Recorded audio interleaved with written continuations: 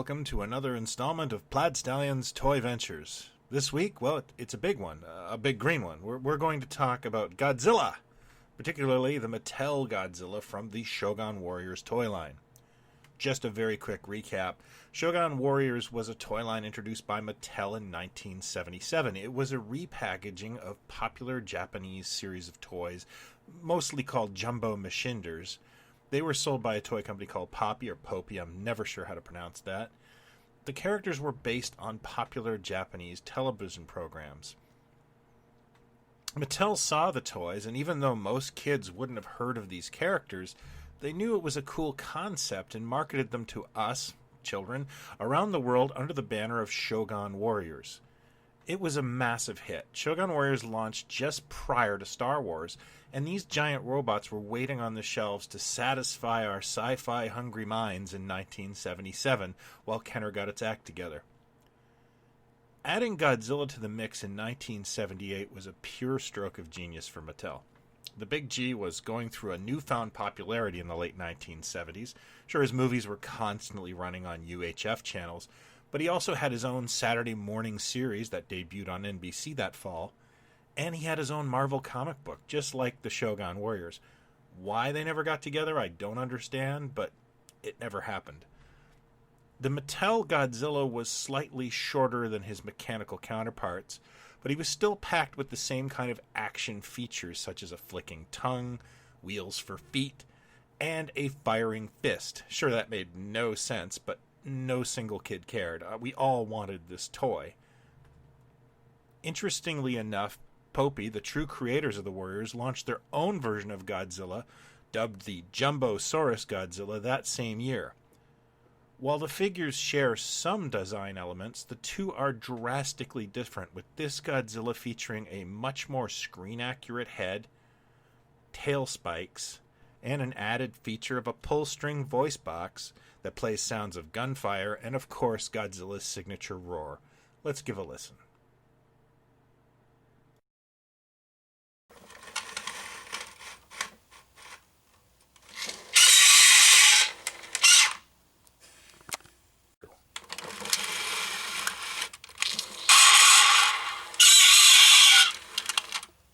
Shooting it? Now, Godzilla! Godzilla! You can pretend Godzilla turns a mighty castle into a pile of sand. Go do it, Godzilla! You control Godzilla's ugly tongue. You can make him stomp, pound his tail, pretending he strikes it all in his way. You can launch Godzilla's claw for the final blow. We did it! What will Godzilla do next? It's up to you. Godzilla with a claw that launches, some assembly required, from the Shogun Warrior collection by Mattel.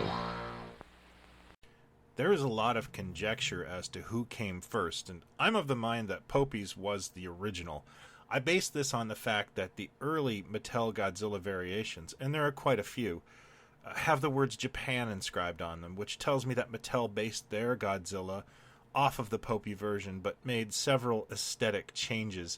Some of these changes are fairly obvious, and you can figure out what was going on. I don't think the tail spikes would have flown on an American toy. It looks like a lawsuit waiting to happen.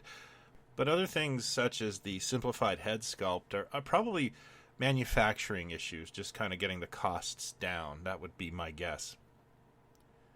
Mattel had a huge hit on their hands with this Godzilla, so they thought to spin him off into his own series. The Super Monsters line launched in 1980 with the addition of Rodan, another member of the Godzilla game, and one that Popy didn't do in Japan, so Rodan has the luxury of being one of the rarest Shogun Warrior toys produced, and also being extremely coveted in Japan. Rodan has flapping wings, clutching claws, and a beak that you could open and close, and it's a really good interpretation of the character itself. While the Shogun Warriors and Godzilla were eventually discontinued by Mattel in 1981, Rodan would be available all by his lonesome in the 1982 Mattel catalog. As a collector and a kid who was denied the Shogun Warriors, these kind of toys were the first things I tracked down when I started collecting them.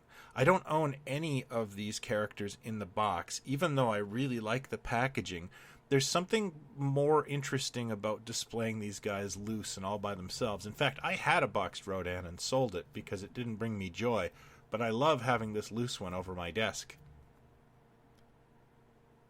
The Mattel Godzilla is pretty commonly found piece, as Mattel ran it for years, although you pay more for one with the original fist and an intact tongue liver. Mine is broken, but I paid $30 for this guy 15 years ago. Popy Jumbosaurus is a little tougher to find. I used a Japanese third-party bidding service for mine, and well, Godzilla is still popular in Japan, so you have to compete with Japanese collectors for this rare toy. If you ever want any help with how to do a proxy service, you can just PM me. I'll give you some details. Rodan is a pain in the butt to find on the secondary market, especially with intact claws. He wasn't produced in great numbers, and given his exclusive nature, he comes at a premium sometimes.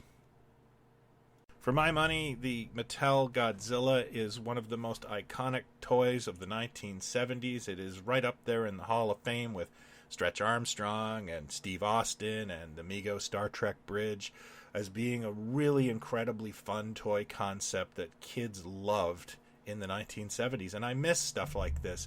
There has been a couple of bringbacks of this toy line, and I've really appreciated them. But for me, I'm really content with my beat-up loose Godzilla that I picked up at a toy show.